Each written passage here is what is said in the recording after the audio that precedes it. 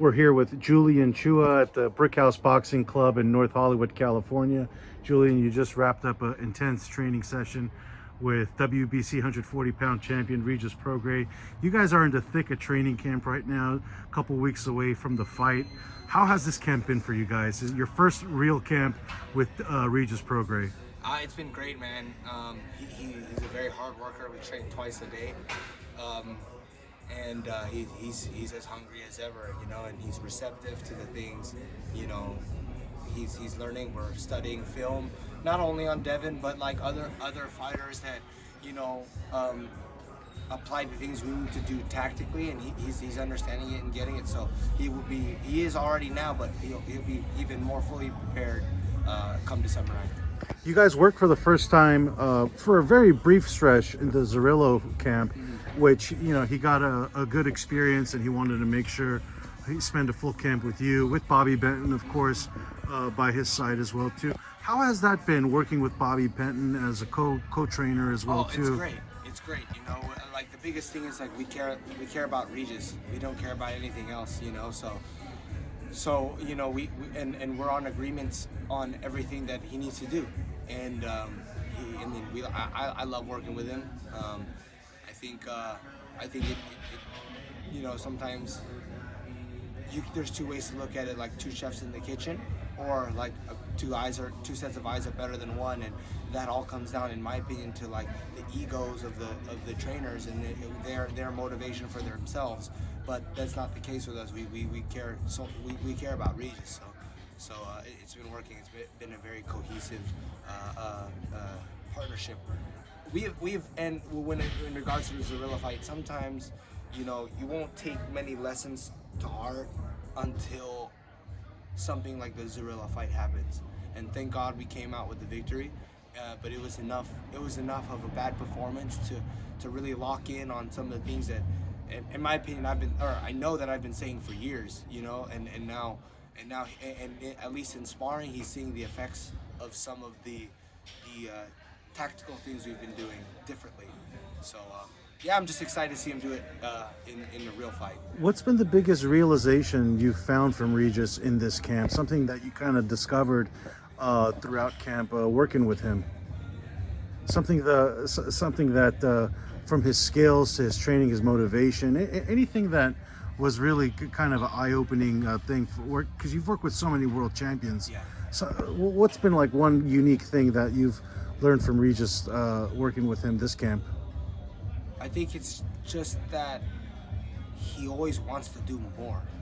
Like, he wants to do more rounds. He wants to do more. And sometimes he's the kind of guy you gotta like be like, hey man, let's say something for the fight, you know? Like, even though it's not like anything bad's happened or anything like that, but he's just you know, he works very hard. And you know, I mean, it's not so much that I've come to a realization of anything. It's more of like, I understand. Have worked with so many champions. I understand why he's where he's at. You know, he does things like them, like the ones who have made it to the stage that he's at. So, you know, I think that's the best thing that's the thing I could say, is that he's exactly what you would expect from a champion. And you know, he's going to be tested tough. You know, yeah. Devin Haney.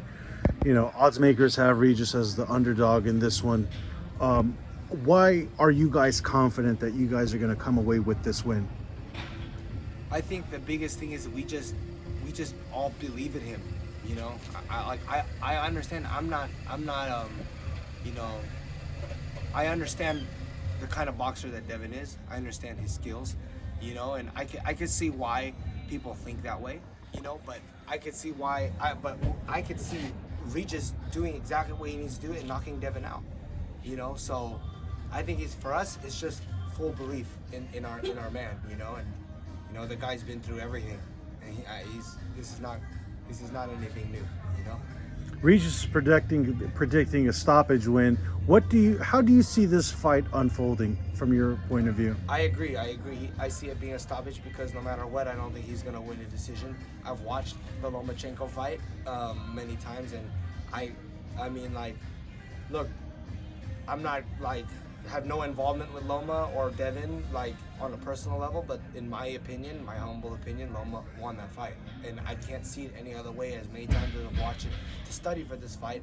And I know that Regis is different than Loma, right? Like on a lot of fronts.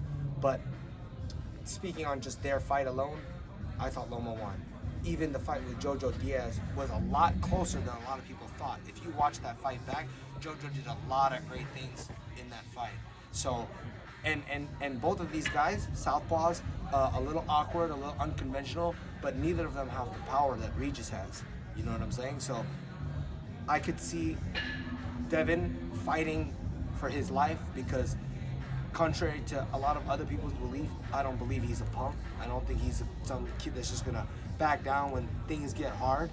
But I do eventually see him trying to stand his ground and doing whatever he can to get Regis off and getting stopped in the late rounds. Gotcha. So I feel like Regis could really bring another dimension of Devin, probably we haven't even seen before, because of Regis's rough and rugged style. I think Loma did a good job in the second half of that fight, making things uncomfortable for Devin, and I think Devin kind of was game to bounce back and say, hey, you want to fight this way? Let's fight this way. Even more so than that, when Linares rocked him, he came out the next round like nothing ever happened. Mm-hmm. So again, history shows that he is not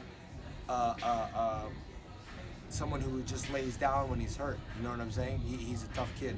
So I'm just excited, man. I'm excited to see him fight in person, like from a boxing perspective. I'm excited to see Regis fight in person from just like almost like a fan perspective. But I love boxing. That's why like I'm in this. But at the end of the day, I'm even though I love it and I'm gonna enjoy it as a fight fan, I'm gonna be completely locked in as a coach to get the job done. And December 9th, Regis is gonna get the job done.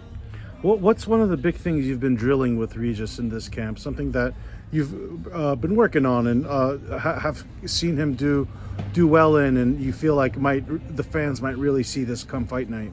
I would just say positioning. That's it. We're working a lot on positioning. You know, I can't say too much, you know, like on that, but that would probably be like my favorite thing that he's been doing very well on this. And like I know Devin's good at like stepping over aggressively. They kept calling for that when Loma makes this step over aggressively, so Loma goes on the defensive, so Devin is able to get his escape, right? Because if someone is not locked up defensively, it's hard to step around him. That's why he was trying to hit him with something good and step around him so he can get out the side door. We are going to be prepared for that. You know, we've been drilling to prepare for that. So, so yeah. Sorry to ramble a little bit, but positioning, I would. Yeah, say. I mean, ring generalship. That's very. Exactly. It's important in every fight. Cutting off the ring, and someone who's, at the peak of his power is someone like Devin Haney, who does that just as well as anybody in his weight class. You know, that's something that he's going to have to overcome, Regis, as well, exactly. too. You know, he has to be able to stay calm and present, Mm-hmm. so he can cut the ring off. You know, a lot of times in the heat of the fight, you'll forget these things. You know, especially if cutting the ring off doesn't come naturally. You know, that's why we've been spending a lot of rounds working on positioning.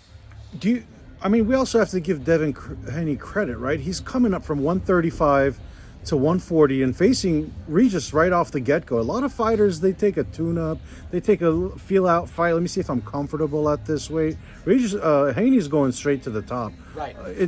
I think he has to be commended for that. What is your take on Regis fighting a 135-pound fighter who's coming up? That's right. You know, and Loma's been hurt by guys who, or not Loma, Devin has been hurt by guys that aren't punchers necessarily. They're sharp punchers, like Linares is a sharp puncher, but I don't think I would call him like a knockout artist like Regis is. And so for him to come up and fight, you know, I like, look, I don't need to have no respect for him, right? Regis is the one that needs to have no respect for him. I don't need to have no respect for him.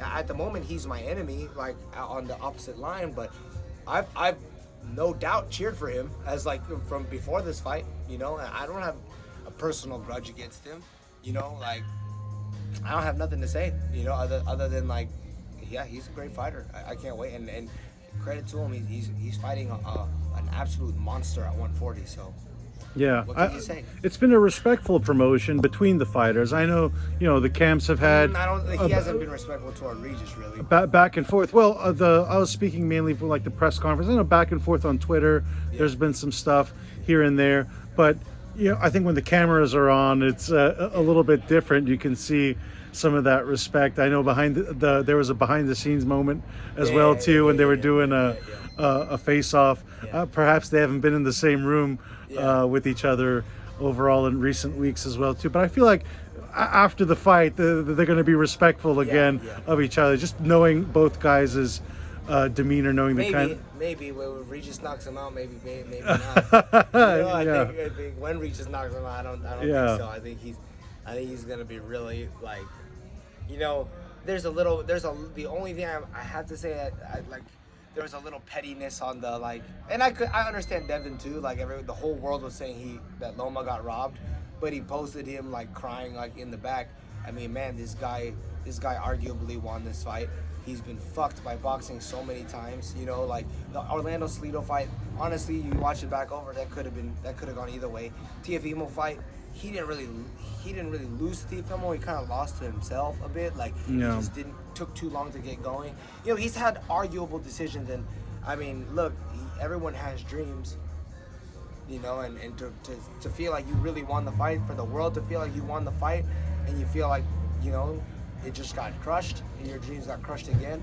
Like if you don't cry after that, and you don't have the emotion, that you didn't care that much. You know what I'm saying? So, and then he kind of like sat on that, and stopped, and I understand it's not Devin's fault. There's 3 judges. It's nothing on Devin, but I think he just felt the weight of the world talking about him, and he felt like he needed to fire back, But I basically, the whole reason I'm saying it, I didn't really like that he did that, but who am I? Doesn't matter.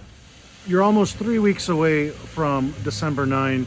Training camp, you're in the thick of it right now. But for fans wondering back at home, what is the final couple weeks of camp like as you head into fight week, as you travel up to San Francisco? What's the next couple weeks going to look like for camp here at the Brick House Boxing Club? It's going to be, the next couple weeks are going to be constant reminder of the game plan,